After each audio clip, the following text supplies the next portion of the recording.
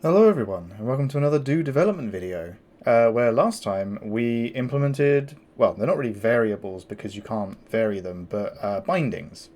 So, uh, if this is your first Do video, I highly encourage you to go watch at least the first like 20 minutes of the last video, or, the whole series if you're feeling up to it.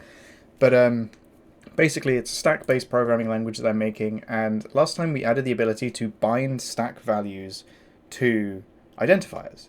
So in this example, we push 5 onto the stack, and then we bind it to the identifier x, and then we can use that identifier multiple times to push that value onto the stack whenever we want within a block. And since last time, I've changed the syntax to use curly brackets because previously it used round brackets, which at first I thought looked very do, because in do you can push functions onto the stack with round brackets, and that will push the reference to the function rather than actually running it. But that kind of didn't match the semantics of bindings, because you aren't pushing a reference to this onto the stack, you are just continuing to process the stack. So I've changed it to use curly brackets to kind of denote that you're entering a block. Like when you see this sort of thing in like a normal programming language, you know that you're just going to then go into the block and start executing. So I think this suits the language better. And I don't know if I like the all-in-one line or if I like the new lines. Doesn't matter. But anyway, so we implemented this, and the way that this works is do gets compiled to bytecode. So I have a lowerer that takes the higher order, like the higher level operations of the language. So if we go to the parser, that takes in those tokens and returns these operations. So these are the higher level instructions in do. So they're mostly the same, except you have these higher level things like filtering, folding, Foreach, map, which you could just compile straight to assembly, and you could just interpret them directly, but it is a lot easier if you can sort of simplify them into a list of simpler instructions, and then you don't have to omit quite so many different instructions. Say hello to Aria. And then also it makes it easier if you want to target multiple like compilation targets, like I do. Like currently I only support I guess Phasm, and I only support it on Windows because that's just what I'm on. So I'm going to start with that, and then hopefully I can support, say, Linux and WebAssembly or WASM. And I think that would be really nice. And it makes it a million times easier if you have these, where's my lowerer? If you have these simpler instructions that map more cleanly onto, assembly code than those higher level ones. And so what we did last episode is we got things like loading and storing working. And we use that to implement map within bytecode. So if I just close all of this, if we find the lower or lower op function, you can see that a lot of instructions just map one-to-one because they have a nice, assembly instruction that represents them. But for something like map, you have to kind of create a couple of locals, set up some labels, organize this loop that loops through the list, gets every element, applies the function to that element, and then sort of like builds up the stack, pushes the list, the length of the original list onto the stack, and then call new list, which consumes the length and then consumes that many elements and produces a new list. So if I go to this map example, ignore all this. This is a highly curated example. And we, well, first of all, let's just build to make sure I have the latest. And if I interpret this, I have a bunch of debug information on. Yep, that was all that nonsense you just saw. If I get rid of that, build, and then clear, it maps the list like this. And I implemented that off stream, I think, or off camera. And then now that that worked, I also implemented filter. And if I go back to my lower, you can see I've implemented filter. So this actually has one extra local that it needs to keep track of, which is essentially the length of the resulting list. So if I find a filter example,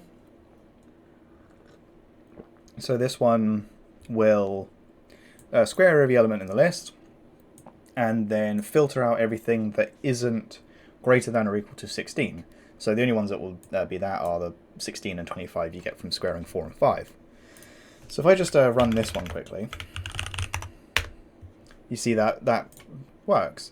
And the way that that works is the lower turns that filter instruction into this sequence of bytecode, which essentially does the same thing as map, where it loops through every element of the list and applies the function to that element. But the difference is when you call that function, you get a true or false. So you have to do an extra jump back to the condition if it's false. So you just basically ignore the result. But otherwise, you load the element back onto the stack through getting it from the list, increment the number of elements that you're going to have in your final list, and then you jump back. So that by the end, all of the elements that resulted in true are on your stack. You then push that count onto the stack, which is, either equal to or less than that original list length, and then you create a new list from that. So that's how you can implement that. And then I also implemented fold, which I thought was going to be a bit more complicated, but it's actually just as simple, where you just have an accumulator. And so fold, if I find an example of fold here, I commented this out because nested lists, and I also don't have concat yet in bytecode. So fold is like a reduce, where it takes a list, it takes a function that takes two elements, or like two values that are of the type that is in the list, and an accumulator, and it just goes through every element in the list, applying the function between the element and the accumulator. So this will compute the sum, and this will compute the product. So if I do that here, this is fold, you see I get the sum and I get the product here. And the way that works is, again, very similar. You just have an accumulator, you get the element, you loop, you get the accumulator, so that you have the element and the accumulator, you load the function, you call the function, you get the element, and then you loop. And you store it in the accumulator, and then you loop. And then you don't even have to make a new list at the end, because the result of fold is just a single value. And so, yeah, that's where we are now. So I have a bit of a to-do for this video. Where did I put it? 6 to do. So it's very small. I basically want to... I don't know why that nice one is so small. We'll use this. So basically, now that we have bytecode and we have jumping, I want to implement if, and I use the word choice, or I use the keyword choice for if-else's, because it's very hard to have like if block else block in a stack-based language. So you kind of need a single keyword to pick between two blocks, and a return. So currently, if you define a function, the only way to leave the function is to just reach the end, and sometimes you want to return early from a function. So I want to implement that. And then also my function calling code in assembly is a bit of a Frankenstein between calling things by registers and calling things on the stack. And what I mean by that is, like, when you compile a normal program and you call a function, say like a C program, to assembly on Windows, what will happen is your first couple of arguments will go into certain registers. and then the recipient, or the function that's been called, knows how many arguments it will take, and it will just read those from those registers. And that's a very nice way of doing it. Oh, and when you want to return something, it can only return one value through the RAX register, RAX. And that's great if you're in C and you only want to return one value, but we're in do, and a do function can return as many arguments or as many results as it wants by just putting them on the stack. So it would make perfect sense for the assembly to just use the stack. So when it calls a function, it just pushes all the arguments onto the stack. You call the function has been type checked, so it knows it's going to get that many arguments on the stack. It can pop as much as it wants, and then all of its results get pushed on the stack for when you return. But that requires a little bit of stack management, which I've been putting off, so hopefully we get to do that. But actually I think what we'll do first is I noticed that we don't actually have Foreach implemented. So in bytecode. So if I make a Foreach do, and so what Foreach is supposed to do. So actually let's use the REPL to show you what Foreach is supposed to do, because the REPL uses the old interpreter, and eventually I need to switch it over to use the bytecode interpreter, but for now it's really nice because it has all of the operations implemented. Like I could do push a value into a list, I can do concat, and so on. And so if I wanted to do a for each, I need a function that consumes one value and returns nothing. So printing is a classic example, and it just goes through every element in the list and it will apply that function to that element, returning nothing. So I could have also have done this, and I could have squared it and then immediately printed it, and then you get a print for every squared element on the list. And you could even do this and just pop for each. That's a stupid that's a stupid program, but you could do that. So that's all that for each does. So let's do this example. Dupe star print for each. And so let's implement this in bytecode, because if I try to interpret this now, it will say lowering for each is not yet implemented. So let's implement it. So if I find the, so here's the last one, fold. Yeah, let's use, no. Let's use map as our base, because I think that's the one that matches the closest to what for each is going to look like. And so you can see what it looks like to actually implement one of these. So what do we need? We need a local for the, let's first of all make this correct. We need a local for the function, we need a local for the list, and we need a local for the current index. And so this is how our stack looks when we start. So we store the function pointer in the function index, and we store the list index, a list pointer in the list index.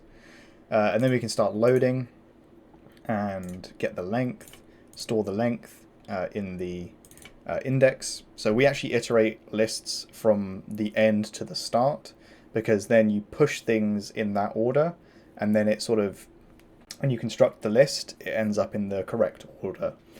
Stack-based languages, you end up a lot of this sort of like having to do things backwards to what you expect. Then we prepare a loop. So we set a label, we load that index, we push 0, and we say, is it greater than 0? So we're going to iterate down until we hit 0. If it's greater than, sorry, if it's not greater than, so we do a greater than, pushes a boolean onto the stack, we jump if false to the end. Otherwise, we load the index, we decrement it, we store it, so that we can actually get that first index, because if we indexed it with that full length, we'd be over the length of the array, or of the list. So we get the element at that index, we load the function, and we call it. And actually, this then, so that doesn't return anything. And we jump back to the condition, then we have the end, and then we don't need to construct a list at the end. So actually, yeah, that's for each, I believe. Let's see if that's true. So if I cargo build, and clear. So if we look at Foreach, which I've immediately lost, there it is. So we should see this print 1, 2, 3, 4, 5. Oh no, we should see this print the squares. So if I try that, oh, it did it, but it did it in the wrong order. Interesting. Interesting. Ah, yes. So where I said that we have to iterate from the end to the start so that we can build the list, that's not true for each. So we actually need to change that. So if I go back to the lowerer, so what we need to do instead is we need to instead initialize the index with 0, like this. And then we want to, the condition, we want it to be, is the index greater than or equal to the, or sorry, is it less than the length of the list? So we want to load the list, and then we want to, not new list, but we want to list len. So this then gets that length of the list, and we want to say, is the index less than len? So we want this to be a less than. And could it be? Yeah, I clicked something on OBS there. I don't know what that was. I think that's fine. So build that. Let's make some space. Ooh, attempted to subtract with overflow. Oh yeah. Because we're starting from 0. We want to increment, not decrement. Yep. And so we want to inc. Oh, that's kind of cool that it caught that. Trying to subtract an unsized, an unsigned integer. Kind of cool. Make some space. Okay. Yeah. So where we were going from the end to the start, we were decrementing before we indexed. Now we want to index before we increment. So let's get that. So you want to get, we want to load the function, and we want to call, and then we want to do the increment before we jump back to the condition. Because then if we've incremented over the length, we will jump straight to the end. So actually this wasn't as simple as just copying map and changing the end, but there we go. So we have for each now in the interpreter. Okay, so let me commit that. So I'm on a branch for the stack call convention, but I've just been kind of like adding bytecode stuff. So we'll just say implement for each in bytecode. Okay, so, oh, I need to actually tell it I want these files, whatever. So, how do we do if? Well, first of all, what does if actually look like? So I have this old file here from when I first tried to implement if and choice, and I realized I needed bytecode to actually do it. So it's kind of full of these kind of crazy examples. I think we want a simpler example, so I think I'm going to take these and I'm going to make an if do. And so what if wants is a function, so like a body, pushed onto the stack, and a boolean. And if that boolean is true, we will execute the body. If it's false, we don't. And we just pop it. And originally I wanted it so that the body has to be like void, so that, you know, the signature of the function has to be it consumes nothing and then it returns nothing, because if it's executed or not, the stack has to stay in the same state for me to be able to type check. Like if this body pushed an int onto the stack, but if it didn't get executed, it wouldn't, then suddenly our stack has sort of like diverged and it's impossible to type check from then on.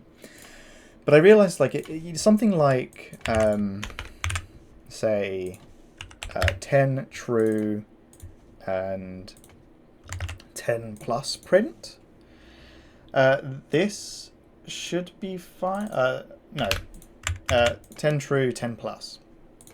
If print, that should be a legal program or, you know, like statement in do, because let's see what happens if it gets executed. So if this wasn't, you know, if it was something like true let b, you know, like this, so we don't really know if b is true or false or not. If this is false, let's say, we push 10 onto the stack, we evaluate this, we decide not to run it because it's false, we print. So when we get to here, we have a single integer on the stack, which is this original 10. If it's true, we push 10, you push 10, we add, and we still end up with just a single integer on the stack, but now it's 20. And the sort of like key thing here is this function is symmetrical in that its signature is int. It takes in the same things that it emits. And when you think about it, a void function is just kind of like the base case of... Oh, have I frozen? There we go.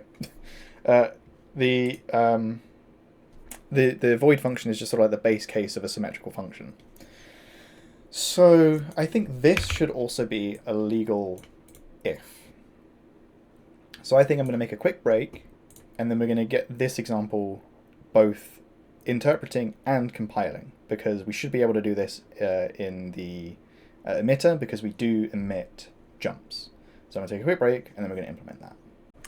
Okay, so how do we get this going? So the first thing we probably want is to lex if. And I can't remember if I left in the tokenization of if.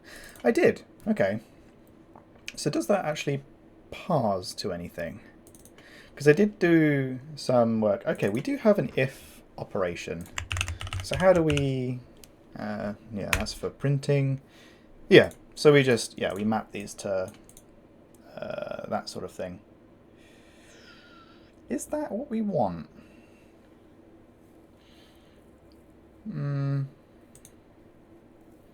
Maybe that's fine, but maybe we want to parse the body and the condition and kind of like combine it to a single operation. Maybe that could be interesting, but I think for now it's nice if is an operation and then we can type check it. Yeah, because if is an independent sort of like operation, it means it can be kind of separated from the condition and the body in a function. Like that's going to be kind of like crazy, but let's see if we have if do. What I mean is you could have something like God, I don't even know what kind of example you would even be doing, but like, you know, you could have like true 10 print, and then you could have some body that is just an if, like this, and then you can kind of use do to invoke this function, and then it knows it needs a body and a boolean, and then it eats this. Yeah, that's kind of crazy, and I don't know why you would ever do that, but I don't see any reason why we should not allow it. It probably won't even pass the type checker, because that's kind of spicy, but we should allow it. So let me find our type checker. And I believe I never actually got to implementing this. But in the last part we implemented this method, pop type, and I believe that will make this a lot easier. So we want to if let type kind block, and this takes its ins and its outs, equal self pop type, and that takes the span, which is the token span. Is that what I call it? No. What do I call? Oh, sorry, it's not. We're not operating on tokens. We're operating on ops, and it's not called op.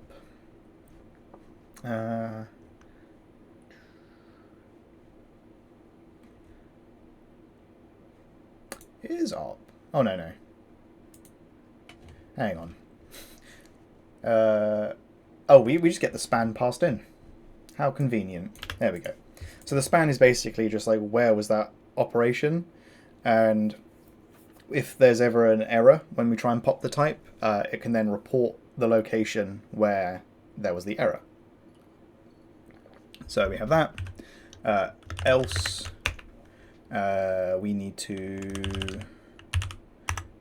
report an error. So yeah, and we can't use expect type, because expect type wants a type kind, and then we would have to enforce the ins and the outs. Whereas I want to get a type kind, and then we can check that it's symmetrical. So we want to format expected function but got blah. So actually we want to match, I think. So yeah, let's see. Can I just... Yeah, we can do that. So match this. And we probably want to store that. So let block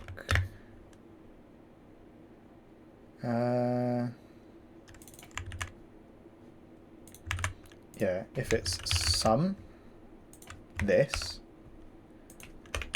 to do. If it is something else, then we say some type kind. We say expected function but got that, and we got that at span, and that doesn't like that. Expected a typed op.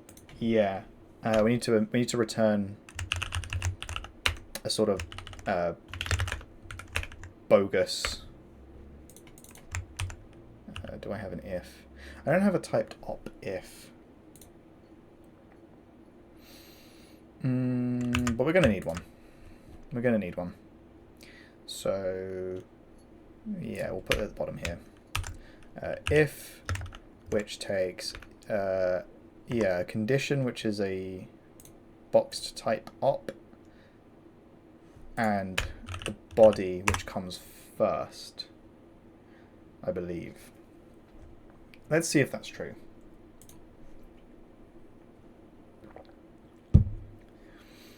No, I don't think that's true at all.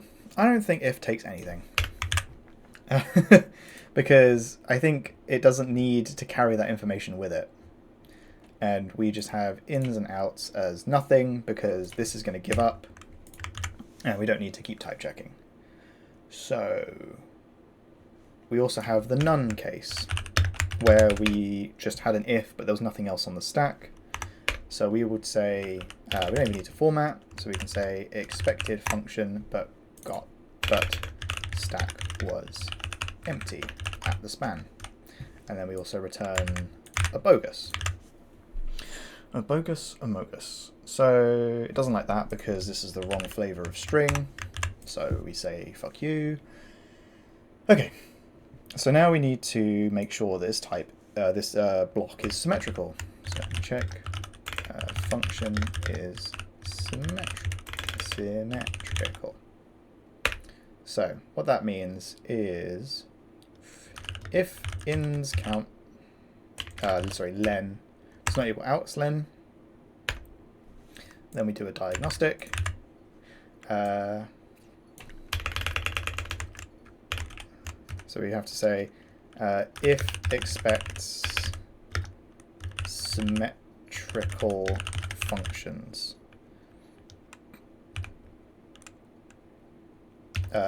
If expects a symmetrical function but got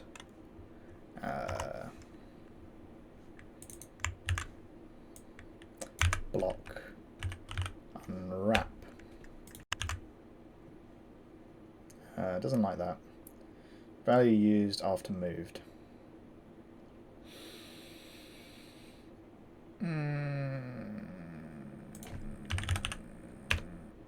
Nope. Can I give it one of those? And then, yeah, if there was an error, we emit those. We're doing this a lot. And let's actually now construct this, because then the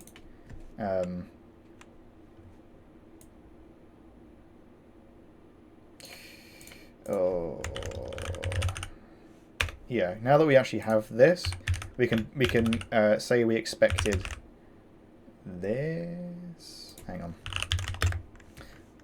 So yeah, we expect that and Boolean. Just because then I think the type checker will be a bit better. I don't know. I don't know if that's true. But then when that returns that, then the type checker will consume those things, and then it will keep type checking, and it won't get confused about all these things left on the stack that should have been popped. So we've at least checked that they're the same length, but now we need to make sure that they are the same types. So what we can do is we can say for in type out type in what is it? How do I zip ins outs? Is that it? And let me just to do this to shut it up so I can see the real errors. Okay, it doesn't like that. Because I probably need to do a return because we're inside a block. There we go. It's happy. Okay, so we're going to be... this is what I mean about stack languages, whether it's the same order you expect. I'm going to assume that it's the same order. So we just say if in type does not equal out type, and we just... ooh.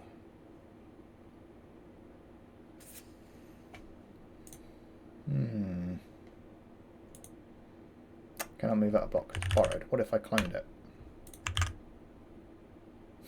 Which is fine, because it's just a type. It's not carrying any like hefty information. So yeah. And then we do this again.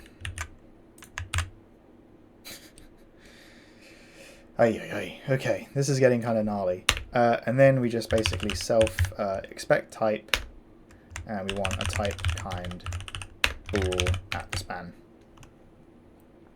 And what does this return? Nothing. Okay, that just ensures that we have that, and then we just return this, and we don't need to have that. Why is it unhappy with this? Expected type kind but found span. You have that, so mute self actual expected. Oh, I see. That's not how you do that. You don't do that in the signature. Yeah. Okay. So actually, we don't want to pop the type. We want to peek the type. So yeah, once we've done this, we want to pop it back. We want to push it back onto the stack. That's a little. And we don't want to do that if it's none. Ooh.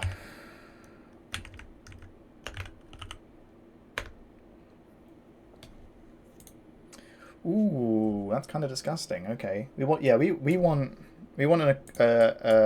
another method like this that's peak type, because we don't want to consume it before we do the type checking. So we want to peek the type, And rather than matching this type stack pop, we want to match the last. It doesn't like that because it's... Ugh, okay. We'll do that. Okay, so we want to peek the stack. This all feels kind of horrendous. I wonder... I could probably clean that up, but... yeah. Maybe we just have that as a default.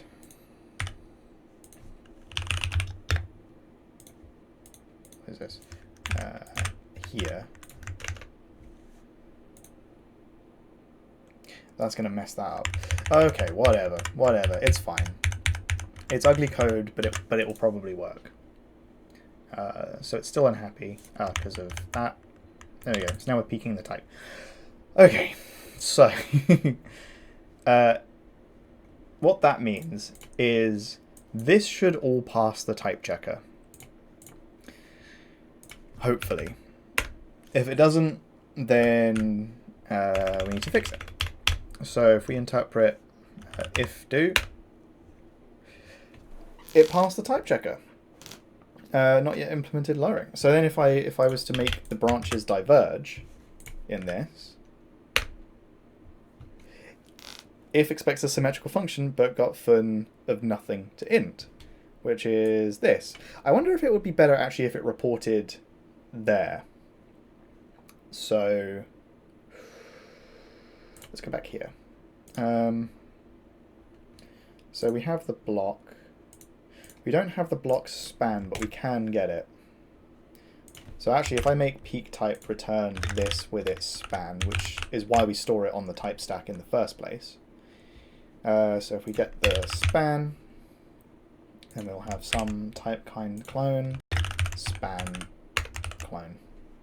And then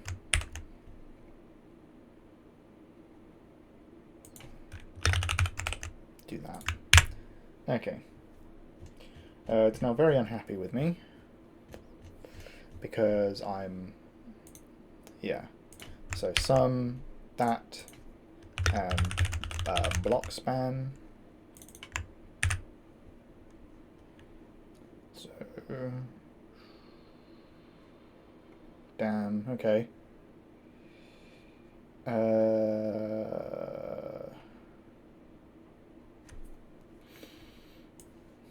I think we just have to construct a new one, like this. And this is fine because this only happens in an error, so that doesn't matter so much. And then we report that at the block span, which we have to clone as well. Okay. And then, yeah, we have to do that here as well. Okay, and then everywhere else we don't actually have a so then some type kind span.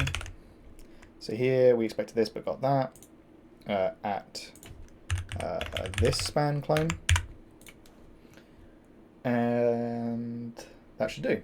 Okay, so now it should tell us that we put that function. Yeah. Okay. And that's if the ins and outs count is mismatched. If they're the same but they're the wrong type, it should also complain. So this should be symmetrical in count but not in type. Yeah. There you go. And it says 2 because it's a generic and we didn't erase the generic. So if it was something like 10 plus true, there you go. Yeah. Quite right. That produces an integer. There you go. So that's a symmetrical function, but I've got a function int to bool. Very nice. Okay. We've already got 1 over the last time I tried to implement this because it only allowed void functions. So if we do this again, lowering if is not yet implemented. So let's bloody implement it. And the beautiful thing is we don't have to omit any assembly or do any extra interpreting because we have all of the bytecode instructions necessary to implement if. So if we go to the lowerer and we find where it's complaining, we can just say typed op kind if, and we just put a to do, and we build, and you can see we are to doing here. So how do we lower? So what does our stack look like? Our stack has the condition and it has the body.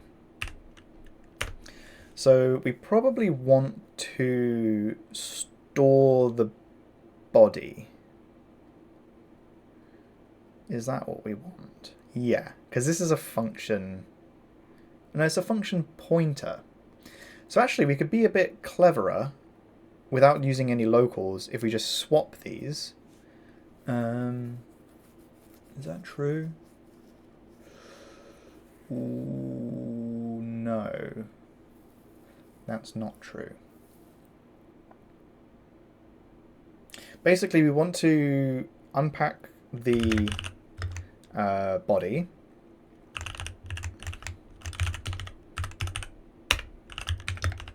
Like this.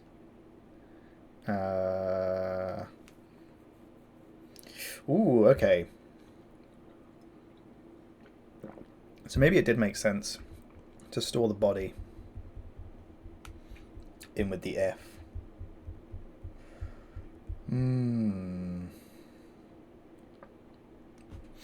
Because basically we want to omit all of the operations inside the body, and then if the condition is false, just jump over them.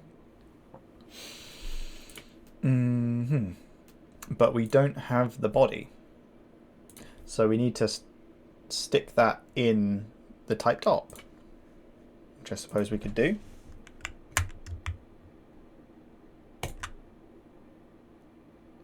Yeah. Is that what we want?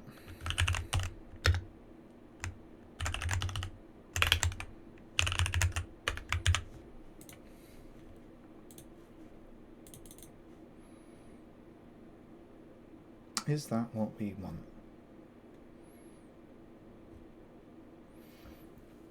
How do we do it for bindings? Because bindings has a similar thing where we need to emit a typed op with this. So how do we get the block from? We've passed it in from the parser. Okay, so I think it makes sense for the parser to actually construct something a bit more. Yeah, okay. All that stuff about having an if detached from the bodies, gone. There's no need for that. That's a silly thing to do. Why would you ever want to do that? So we have the body, which is boxed op, and a condition, which is another boxed op. Okay, so when we construct an if, what do we want to do? We want to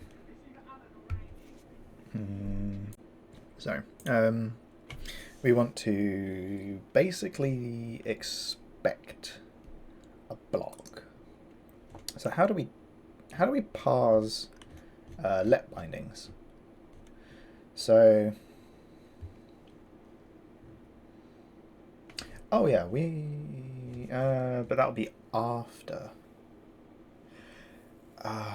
Okay. So we've already parsed a block and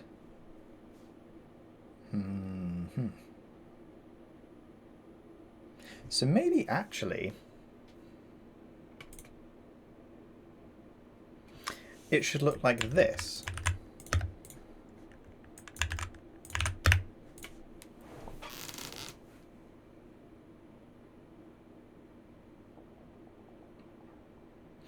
I don't know.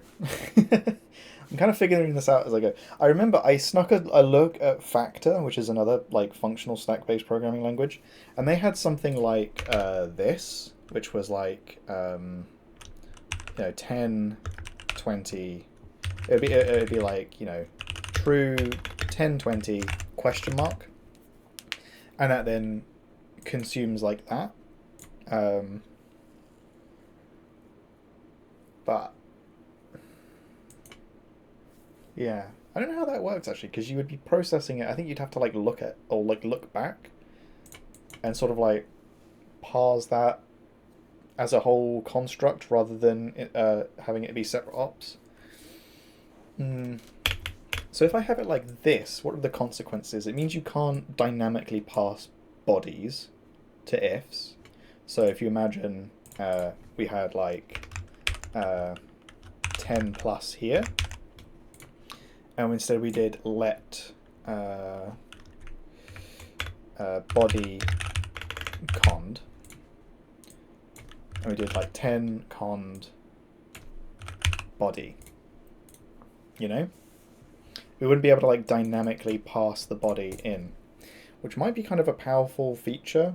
I mean, I think I'm not big-brained enough to think of an example where that's useful, but I think that would be nice to have. Let's implement it like how we had, like this for now. But that's a very interesting question. So I've now completely broken my parser.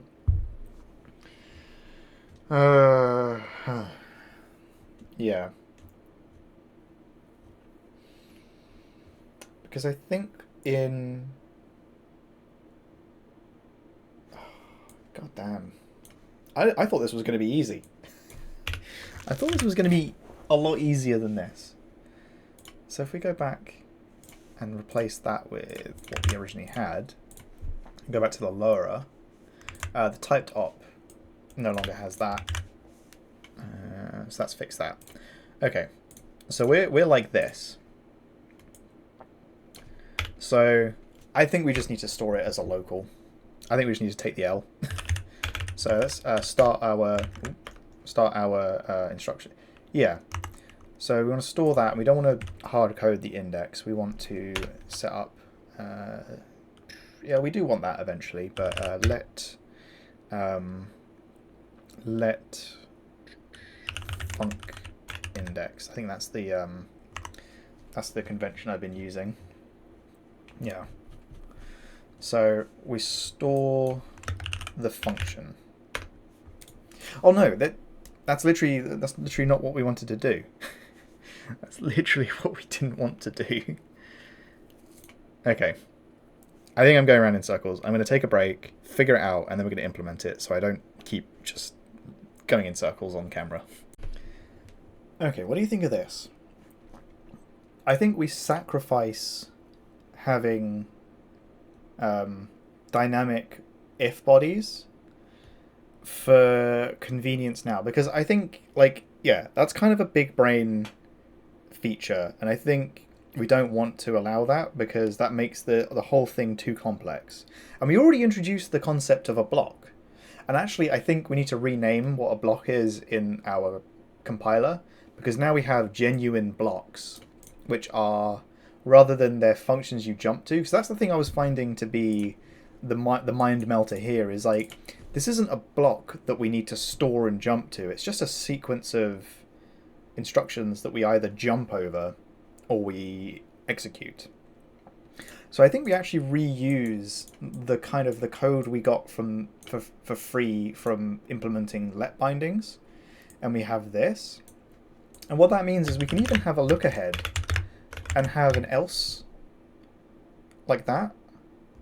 And it kind of, I don't know, it makes it like, though the language is a stack-based language, like you're still using the stack inside the bodies, but then this is just a bit less of a mind-bending construct. Maybe this is a complete mistake, and this is not how I want to do it. But the way the language is evolving as I develop it, like I don't have a clear like spec in my mind of what this language is going to look like when it's finished. I'm kind of just building it as I go and seeing what's useful and implementing that. So I think this is how we're going to do ifs and else's. So now we need to completely change how we parse. And then we actually need to go back to... So if takes a block, like a box op, like how bindings do. And I think I want to rename this finally. So instead of push block, this is just push function. I don't know why I called it a block instead of a function, but here we are. And then if this now has a body, but I don't think we care. Maybe we do, but let's not worry about that. That's just for printing in the REPL. So our parsing. Let's just yoink what we do for bindings, which is this. Yoink. Because it's basically the exact same construct. So if I yoink all of that, I don't yoink it, but get rid of it, we are no longer expecting identifiers. In fact, we actually don't have anything before the open curly. So we immediately expect an open curly. We parse a block whose terminator is a close curly, and we just return an if. Just like that. Okay. So now our type checker, we return a typed op of if, which has a box of typed op, which needs a name, which is the body. What did I call it in the parser? Block. Let's call this body, because I think that is more... and I think actually let's rename the binding one to body, because I think that's nice and consistent. Okay. Look at that. That's what I even called it in the type checker for the binding anyway. So if anything, I was already ahead of myself. So that's completely busted the type checking of if. But that's fine, because now we don't need to do this nonsense of reaching into the stack, because we already have the body, which is a box of ops, which actually gives us a lovely opportunity to just delete all of this and do what binding does, where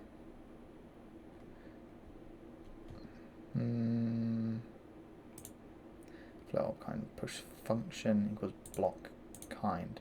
Yeah, which it does. Yeah, okay, so maybe renaming it to push function yeah, was a kind of a misnomer.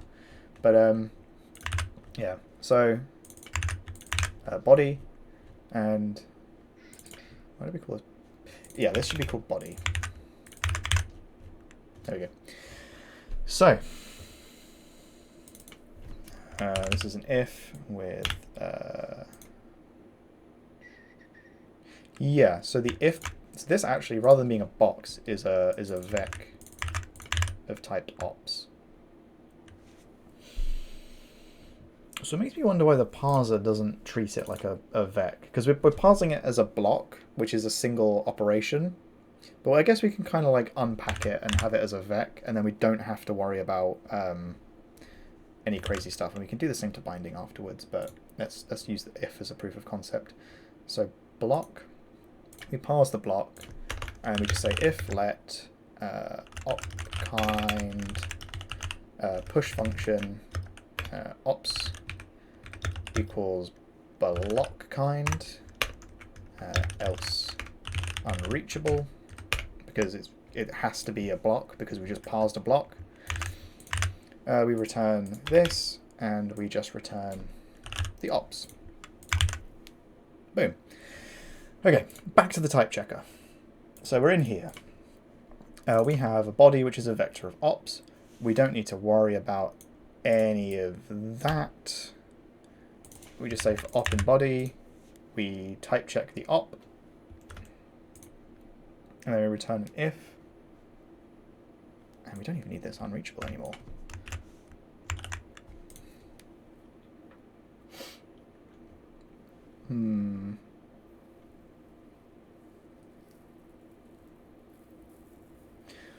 Ooh.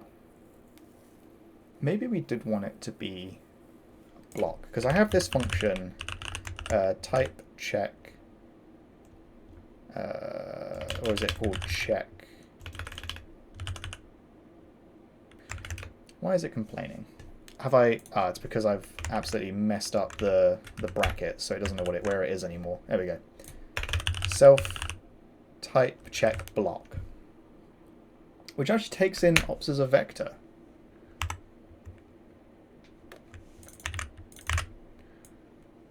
So if we do that, that actually gives us a...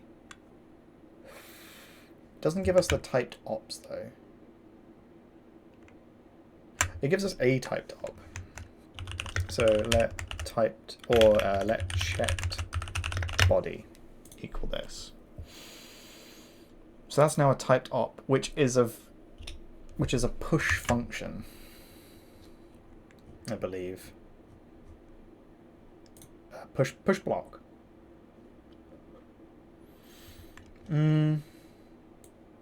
Okay. So let's just say if let type kind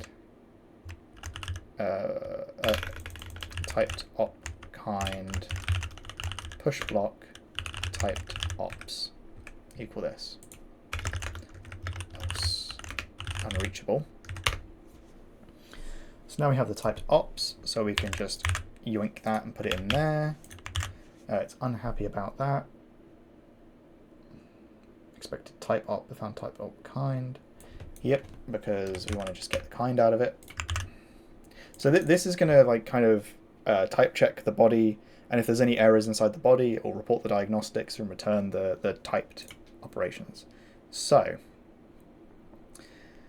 what this if will do is it will consume all of the typed op. So actually, yeah, we want to save this. Okay. So let type, or let, sorry, checked body equal that. If it's a push block, fantastic, we have the typed ops. And so the signature of an if we go back to our example and put it on the side, it needs to, the body here needs to be symmetrical. So yeah, we need to do the symmetrical checking again. Okay, I'm gonna just skip ahead to that because you've already seen that, and this is kind of dragging on longer than I thought it would. So back in a second. Okay, so like most things with if, that ended up being a lot more complicated than I thought, because it needs to essentially consume the boolean to check the body and then put the boolean back on the stack, which feels wrong.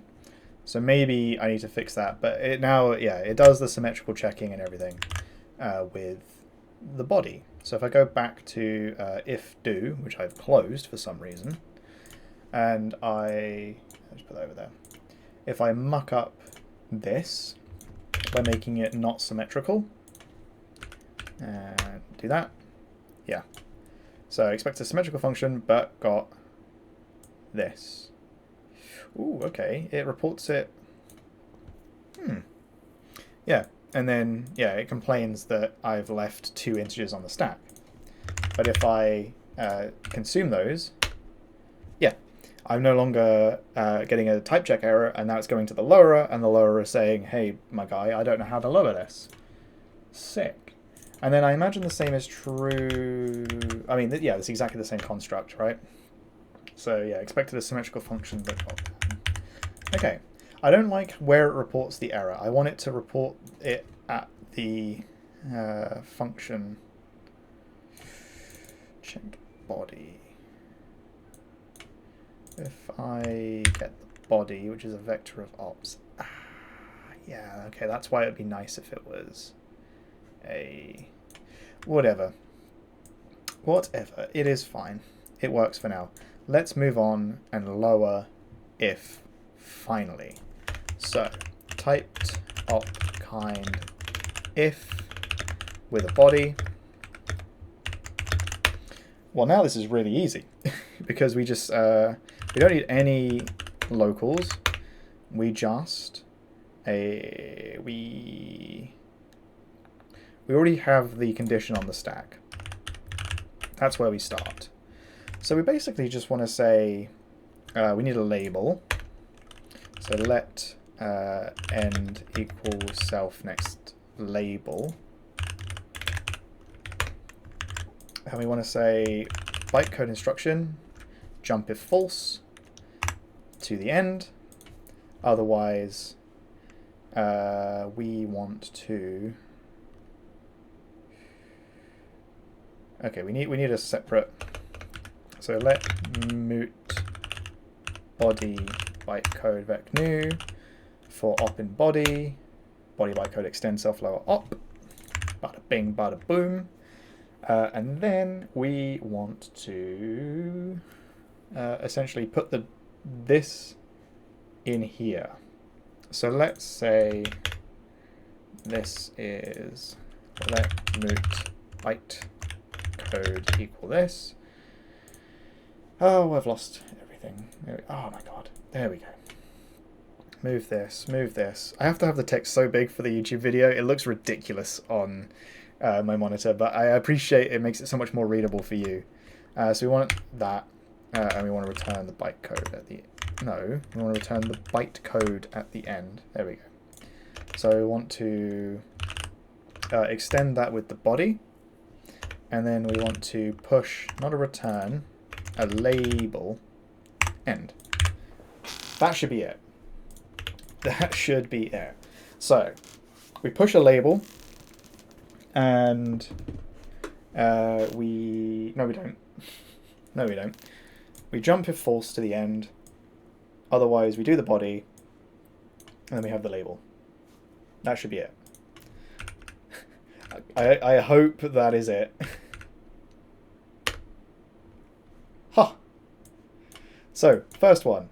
Let's actually make these different. So let's make this 3, this one 4. So it prints 3, because true is true. And then it prints, it doesn't print 4, because that's false.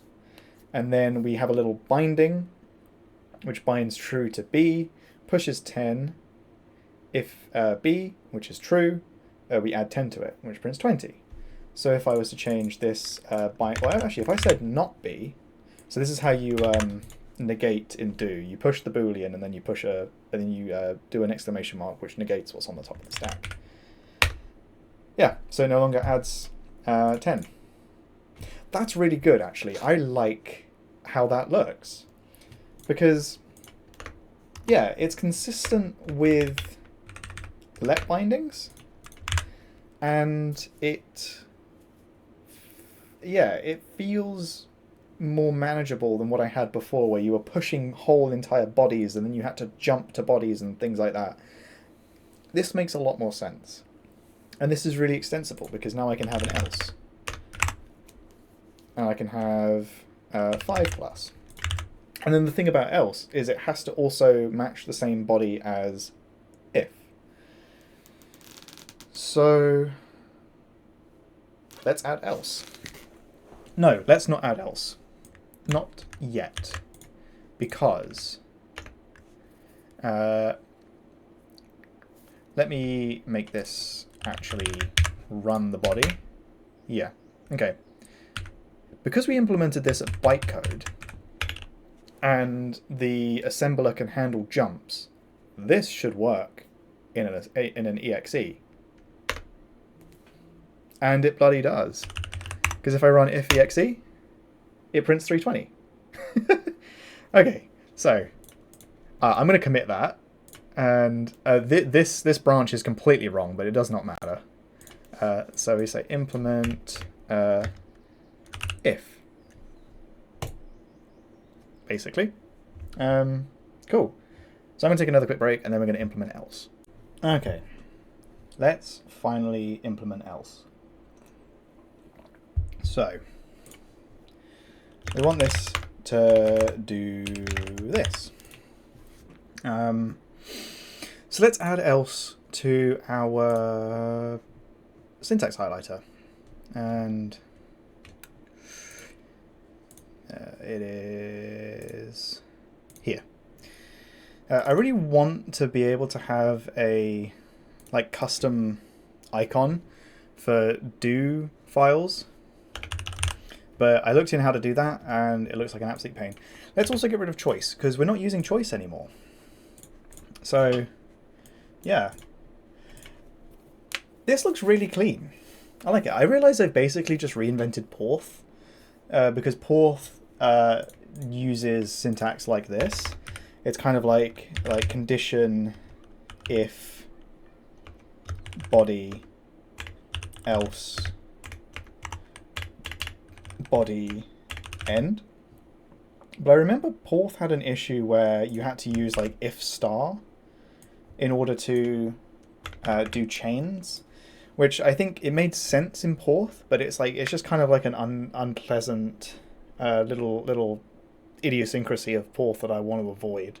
It would be really nice if you could do that, but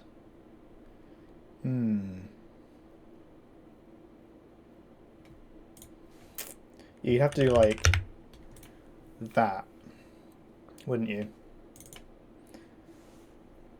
Because I guess you could do false true, let b1 b2, if not b1 do this, else if b2 do this, else you know, I don't know, do that. I don't know what's happened to this. Anyway, oh, because I had a stray bracket. Yeah, I think that kind of makes sense. But then, yeah, that should just work. So let me just move my phone away so you don't keep hearing that. Okay, so I think that makes sense.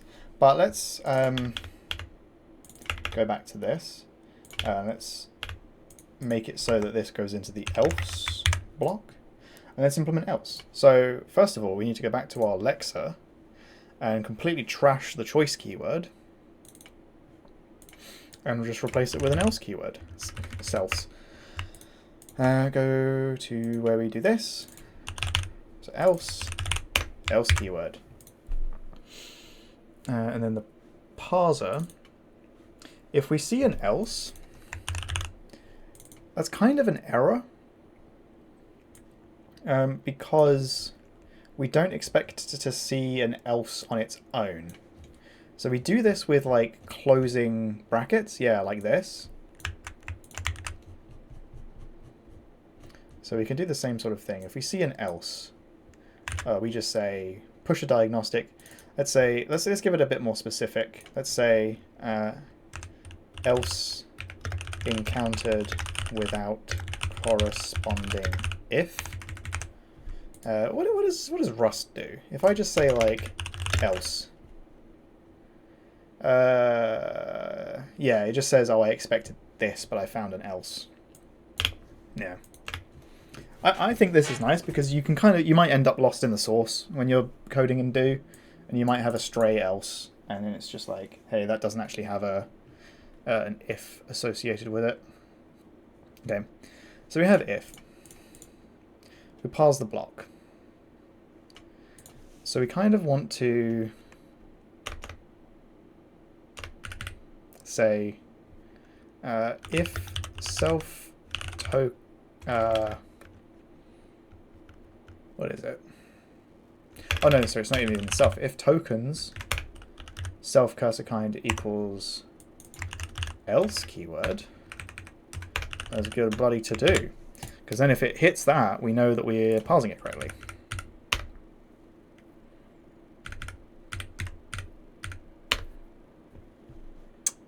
Just like that. So we want to self... ooh, I'm lagging. Why am I lagging? There we go. This is the bloody AI. Yeah, expect the token. Expect the else keyword. Does that return the token?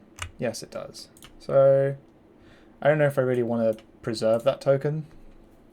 And then we just parse a block. Ooh. Yeah. So this actually makes recursion kind of hard. Because normally when you compile a language, or like when you parse a normal language, you should allow stuff like,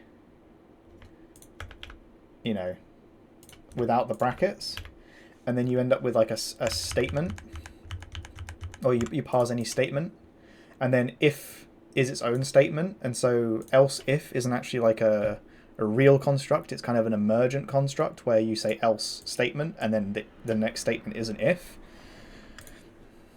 Okay, maybe we'll whack a to do on that. Allow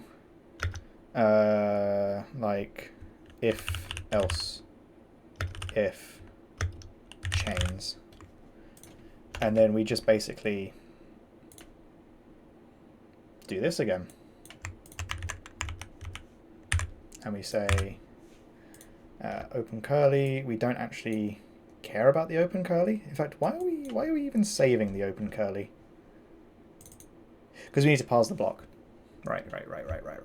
And we'll say this is the else block. And so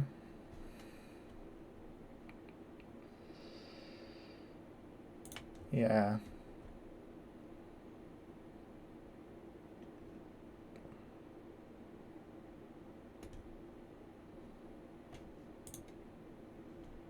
Yes, we need the span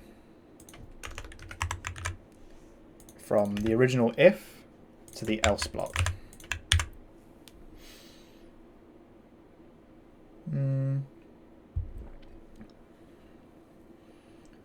Yeah. And then we'll have a new op kind, and we'll call it if else. And we get rid of choice. So this has a body and an else body.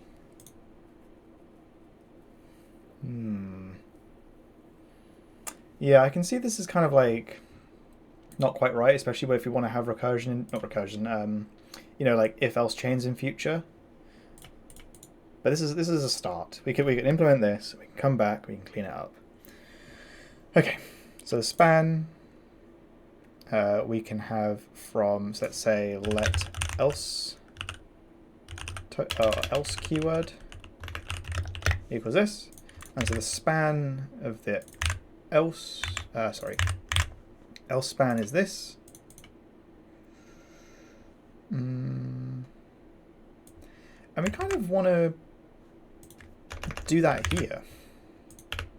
So we've already done the hard work. Yeah. Oops. So if we have this, instead of returning an if, we actually want to return an if else. And the else body is this. So we kind of want to do one of those. Yeah, this is getting kind of scrimbly, but we persist. So we probably here, and we'll call these the else ops. So the else body is the else ops. Mismatched types. Else unreachable.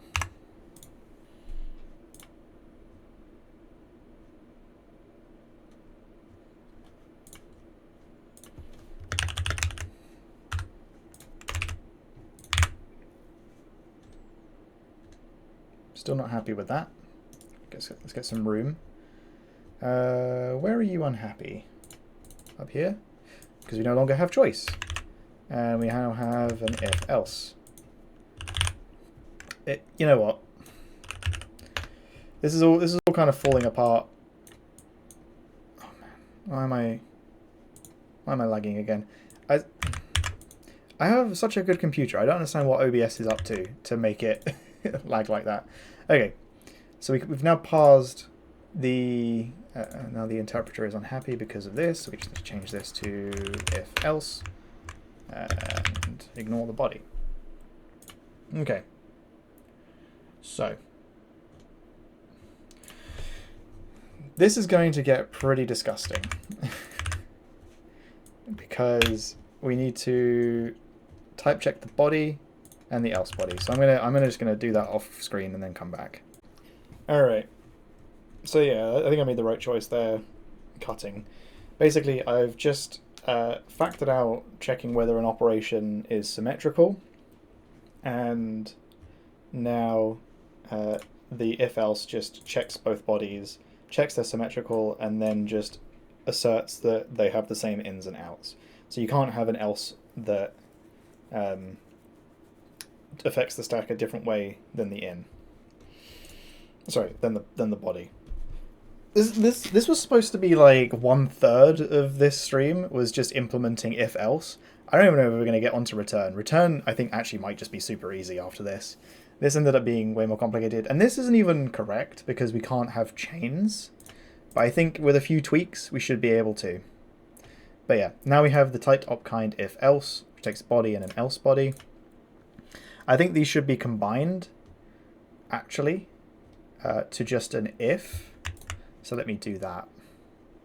So it should just be if, and it should have an else body, which is an option of vector of ops. Okay. So we've busted this. So we just have to have an if with some else ops, and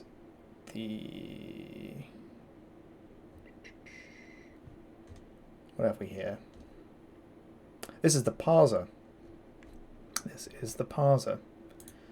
So else body. None. Yep. Okay. That makes sense. Parser's still not happy about something. Yes, we no longer have if else. Now it's happy. Okay. So I've completely broken this. So we now have else body. And we just match on the else body, I guess. Yeah. Let's check the body. And yeah, let's do this quick and dirty.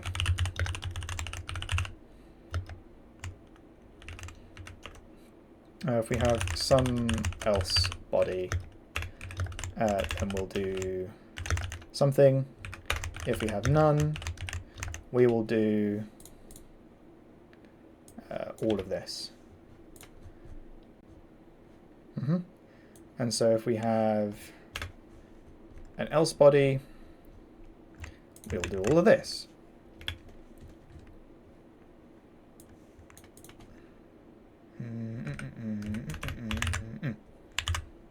Okay. Very unhappy type checker.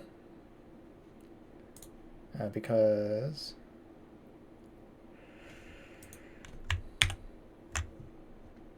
unclosed delimiter. Where do we mess up? So what does that close? I want to close there. Okay. Still have an unhappy type checker. Where are you unhappy? Is it because I'm... No, the type check is happy. I don't know what I'm talking about. Okay, so we're no longer worrying about if else, and now our lowerer now has typed op kind. Yeah, we need to merge these two.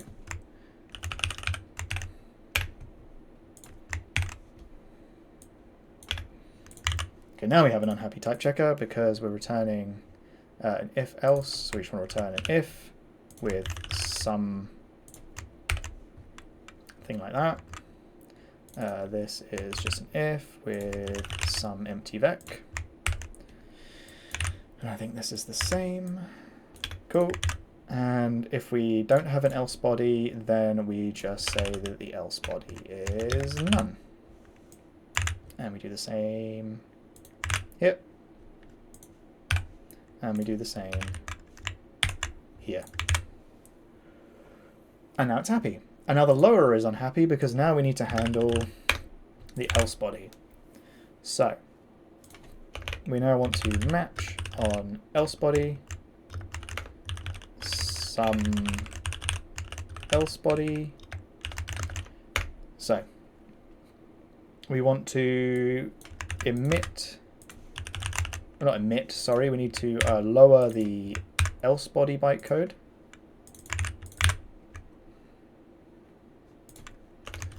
And if we have no else body, we just want to do this. Yeah, because we want different bytecode for this. So actually, yeah, we still want the end label. But if we have an else body, we want an else label. And we want our bytecode to say jump if false to the else label, and do the body, jump, and then we want to have an unconditional jump to the end.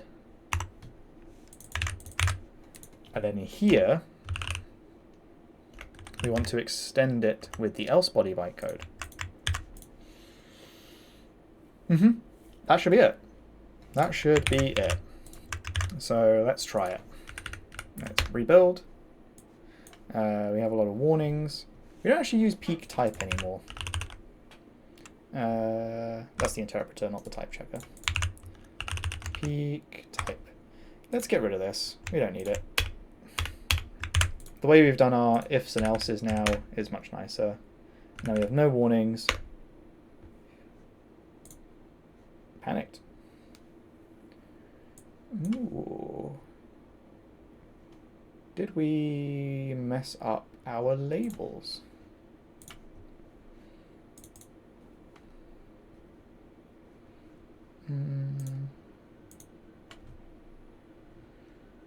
We shouldn't have. We should only have omitted an else label here.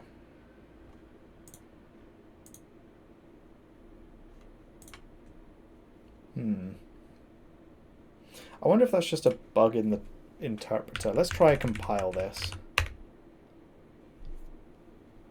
Yeah, look. Okay, there's something wrong with the label. Also, wait, hang on. If I find the example again, because I keep closing it for some reason. False.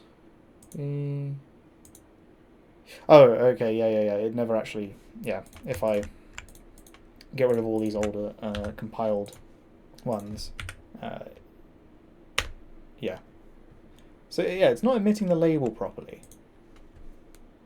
Why is it not emitting this properly?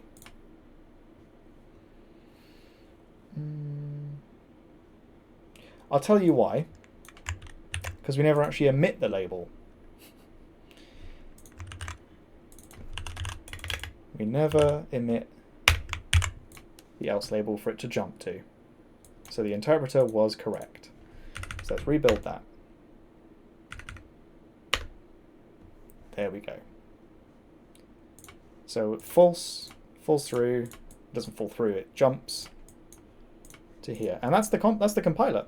So actually, that's now a native executable. And then the interpreter should do the same. If I ooh. Okay, there's a bug in the interpreter. I don't care. The compiler works. So we have else. Great stuff. And I can do this. While, and I get 20. This is really nice. I can't chain them, but I think that's a really nice construct, and I think it's nicer than factor. So like I said, I snuck a peek at factor, and the sort of like if let me like I'm no factor. Let's see. Oh, was it on their GitHub? Yeah. So if I look at their GitHub for factor, they have this example here. And this is what I saw. So there's 4... I'm assuming iota is like loop? Or I don't know, because they have each. I'm not entirely sure what iota does, but as far as I understand, it runs this 4 times. And oh, this must be like identity or something, or dupe, I don't know.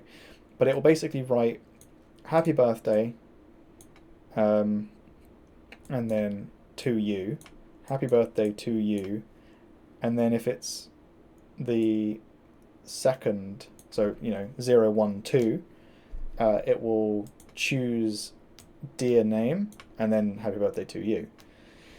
So they use this like question mark, and it takes a condition and then 2 values, and sort of like, maybe this is more like a ternary. I don't know if this is like really how they do conditions. So let's see.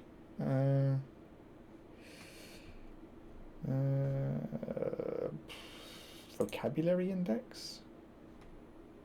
No, I was hoping for just like a list of the keywords. Guided tour, cookbook, factor tutorial. I just want a list of your keywords, please. I don't know. And I don't want to look too deeply into this because it's just going to affect how I design do, and I don't want to have this kind of pollute my my like discovery of how do should be, because like this kind of came out of like what was convenient to parse and to do in do, and I think this is all right. So I think, yeah, factor may have other ways of doing conditionals, but they don't make it very obvious on their website, I guess. So we're just gonna implement else and commit that. And I think I might leave it there. I think this might have gone on for quite a while of just implementing if and else. I mean, I don't really want to. Yeah, I don't want to worry about. Yeah, look at this. This is not nice. I guess this would now be like if return. So if we get this, and if God, what a stupid example. What was I thinking? Whatever. I don't care. So yeah, we have if and else. And it's really, really nice and convenient to use. So I can do like, I can combine this with all sorts of things. Like this.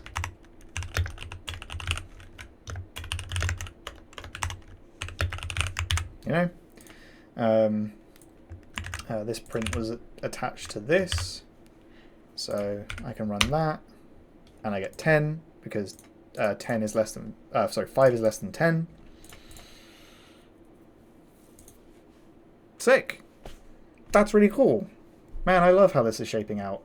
Yeah, I'm gonna leave it there. I think next time we might implement return, but I mean, I think I'm gonna put off functions for a little bit longer, because I think that deserves its own like special video to sort out, because I need to learn more about like how the stack conventions work and how I can actually make that, because it's not as simple as just like push stuff onto the stack, call the function, and then consume from the stack. You also need to make sure the stack is like aligned on Windows, and I'm not really sure how I'm going to do that. So I think next time actually we might implement strings, because now we have if else. It would be nice if we could just say like, you know, hello print and this sort of thing. And then we can actually use that like constant pool that we have in the LoRa to kind of like store this in the data section and then refer to it by pointer. And then I think it would be also cool if we could do something like hello world chars, and then do something like this, and then you get like a list of the characters in the string. So I think I'll do that next time, but for now I'm going to leave it there. If you made it this far, thank you very much for watching. Let me know what you're enjoying. Let me know what you think of this syntax, if I've made a horrible mistake, or if this is actually better than what I had at first. Yeah, like, comment, subscribe, whatever you want to do, and hopefully I'll see you in the next one. Thank you again for watching, and bye-bye.